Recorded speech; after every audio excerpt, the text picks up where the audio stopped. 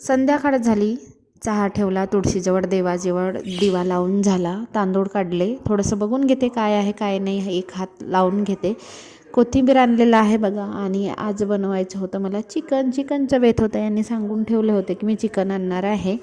पान, अद्रक, लसूण, कांद्याची पेस्ट, टमाटरची पेस्ट आणि आपले डेलीचे मसाले, थोडासा गरम मसाला टाकून मी अशा पद्धतीने झणझणीत चिकन बनवते. आमच्या विदर्भ स्टाईलने झणझणीतच असतो चिकन. आणि आम्हाला ना हाडाचे पीस आवडतात दोघांनाही, मासाचे नाही आवडत. मासाचे आणले होते तर थोडासा मी मुलांसाठी चिकन फ्राय करून दिला 65. आता फूड कलर नव्हता, नाही ते एकदम परफेक्ट 65 झाले होते. चपात्या बघा, मोठ्या साईजचे चपात्या असतात माझ्या. आणि ही इकडे एक टिका बसली आहे, तर हिला ओरडले तर ही फुगली आहे आणि पप्पा पागलच आहे म्हणून मला सांगत आहे.